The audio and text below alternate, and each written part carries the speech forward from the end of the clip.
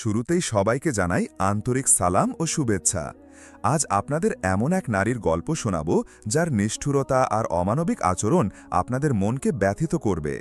তার পাপের শাস্তি ছিল এমন যে পুরো দুনিয়ার জন্য তা এক শিক্ষণীয় ঘটনা হয়ে রইল। চলুন শুরু থেকে শেষ পর্যন্ত মনোযোগ দিয়ে শোনা যাক এই সত্য ঘটনা। এক প্রত্যন্ত গ্রামে বাস করত এক পুণ্যবান কাঠুরে। সে সারাদিন কাঠ কাটত আর রাতে আল্লাহর ইবাদতে মশগুল থাকত।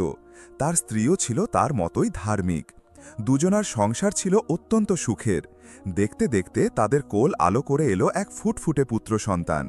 কিন্তু সন্তানের জন্মের কিছুদিন পরই তার স্ত্রী মারাত্মক অসুস্থ হয়ে পড়লেন এবং কিছুদিনের মধ্যেই ইন্তেকাল করলেন।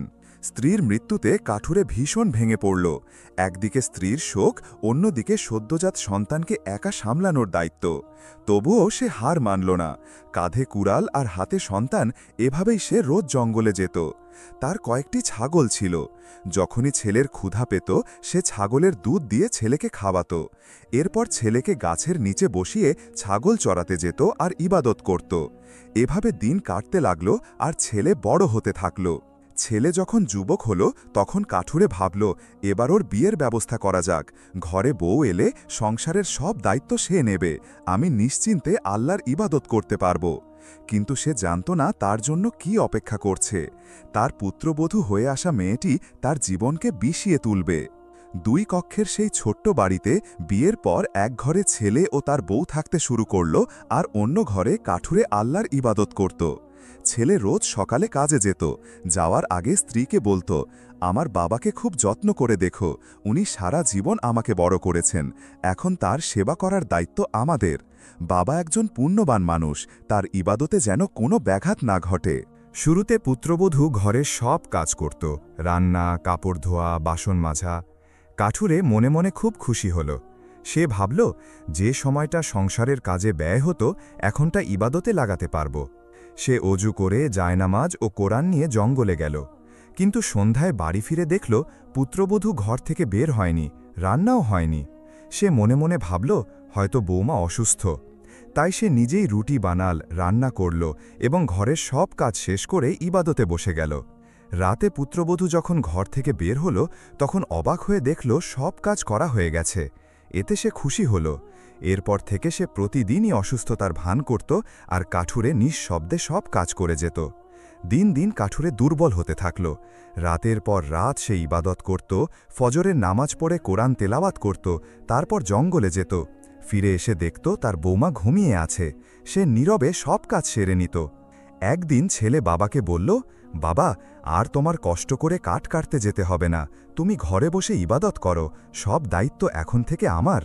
কিন্তু কাঠুরে হেসে বলল, বাবা, ছাগল চড়ানো সুন্নত আর নিজের কাজ নিজে করাও সুন্নত, তাই আমি নিজের কাজ নিজে করতে পছন্দ করি। ছেলে বলল, বাবা, তোমার হাত দুর্বল হয়ে গেছে, ছোটবেলায় তুমি একা ছিলে তাই কাজ করতে বাধ্য ছিলে, এখন তোমার পুত্রবধূ আছে আর আমি আছি, তুমি শুধু তোমার ঘরে বসে ইবাদত করো। ছেলের কথা শুনে কাঠুরে ঘরেই রইল। একদিন ছেলে কাজে যাওয়ার পর পুত্রবধূ তার ঘরে ঢুকে বলল, ওঠো, কতক্ষণ আর আরাম করবে, সব কাজ কে করবে, আমি কি তোমার দাসী যে সব কাজ করব? এই কথায় কাঠুরে শতবাক হয়ে গেল। তবুও সে উঠে বাসন মাজতে শুরু করল।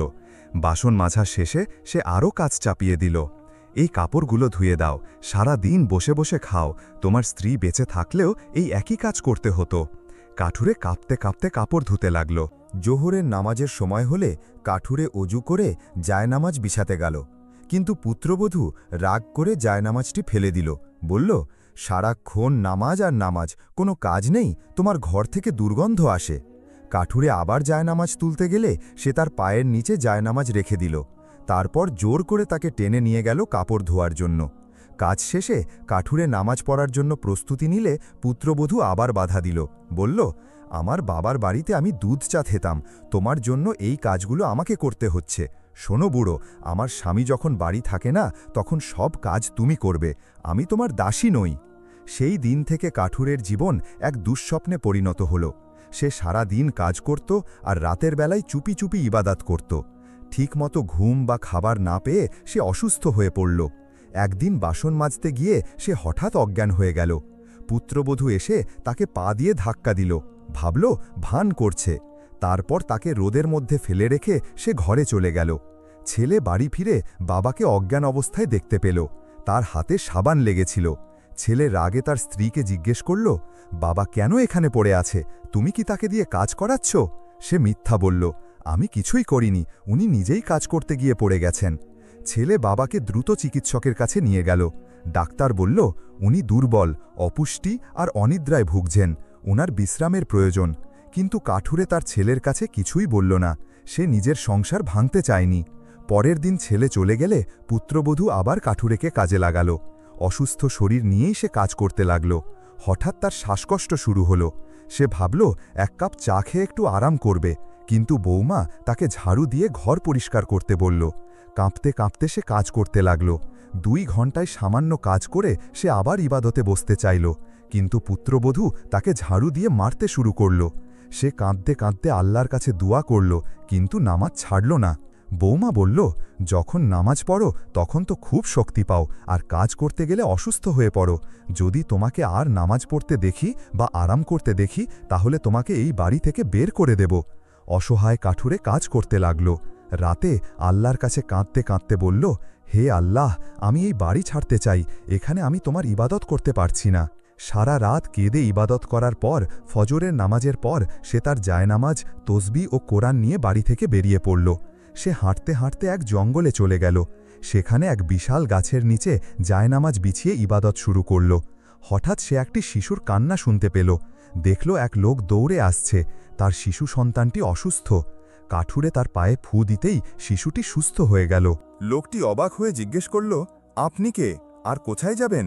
কাঠুরে বলল, আমি এই জঙ্গলে আল্লাহর ইবাদত করতে এসেছি। লোকটি বলল, দয়া করে আমার বাড়িতে চলুন, আমি আপনার খেদমত করব। লোকটি তাকে তার বাড়িতে নিয়ে গেল। তার একটি বোন ছিল যে ধর্মপ্রাণ ও বিনয়ী। সে নিজে কাঠুরের জন্য খাবার রান্না করল। কাঠুরে তার মাথায় হাত বুলিয়ে দিল আর তাকে আশীর্বাদ করল। সেই মেয়েটি তখন থেকে কাঠুরের কাছ থেকে দিনের জ্ঞান নিতে লাগল। দেখতে দেখতে সে একজন বড় পরহেজগার নারী হয়ে উঠল। এই নতুন বাড়িতে কাঠুরের আগমনে আল্লাহর রহমত বর্ষণ হতে লাগল। তাদের ছাগলগুলো অনেক বাচ্চা দিতে শুরু করল। মানুষ তার কাছে চিকিৎসার জন্য আসত। কাঠুরে কোরআন তেলাওয়াত করে ফুঁ দিলে রোগীরা সুস্থ হয়ে যেত। সে শুধু আল্লাহর ইবাদতে মশগুল থাকত। এদিকে তার ছেলেও তার জন্য খুব চিন্তিত ছিল। সে তার বাবাকে খুঁজত, কিন্তু পেত না।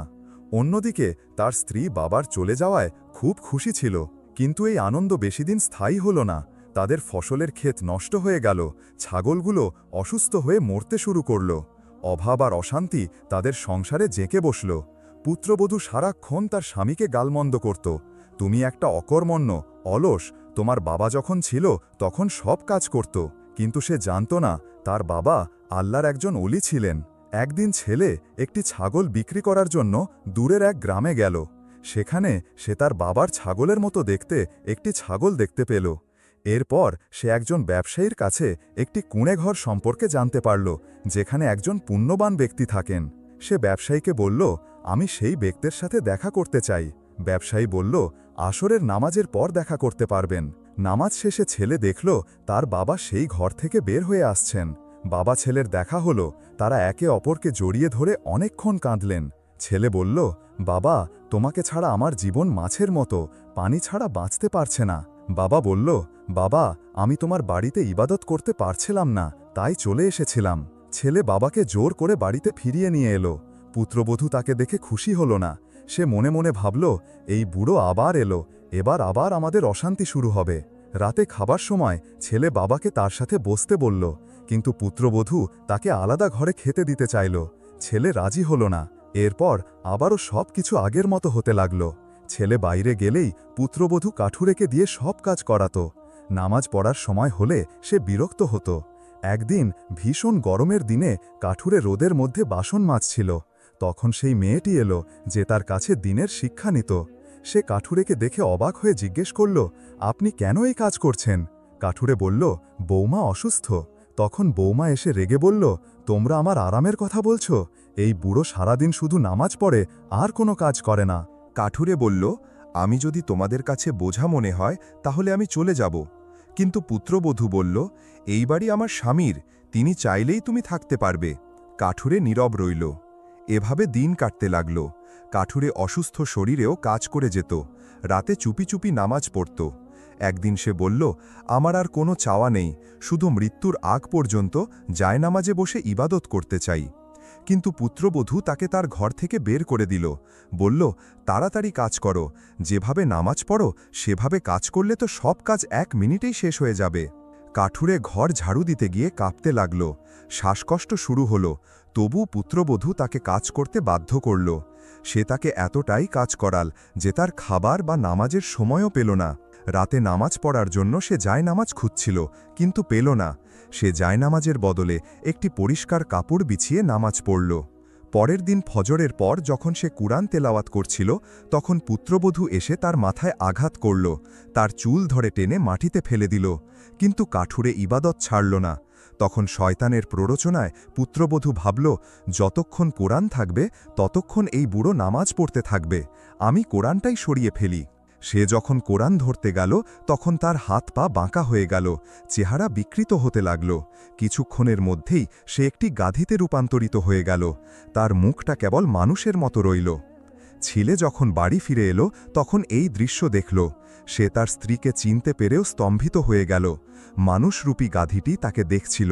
ছেলে তাকে বাড়ি থেকে বের করে দিল। এই ঘটনা চারদিকে ছড়িয়ে পড়ল। গ্রামের লোকেরা তাকে দেখে ভয় পেত। কিছু লোক তাকে জঙ্গলে ফেলে এলো, যেখানে হিংস্র পশুরা তাকে মেরে ফেলল। কাঠুরের শিষ্য সেই মেয়েটি এবং ব্যবসায়ী এই ঘটনা শুনে খুব কষ্ট পেল। কাঠুরে তাদের সান্ত্বনা দিয়ে বলল, একজন মুমিন যখন অন্য মুমিনকে নামাজ পড়তে দেখে তখন সেও ইবাদতের জন্য উৎসাহিত হয়, কিন্তু সে ছিল ঠিক তার উল্টো। আমি যখন নামাজ পড়তাম তখন তার রাগ হতো, তাই আল্লাহ তাকে দৃষ্টান্তমূলক শাস্তি দিয়েছেন। আর আল্লাহ জানতেন আমার ছেলের জন্য তোমার বোনই উপযুক্ত স্ত্রী।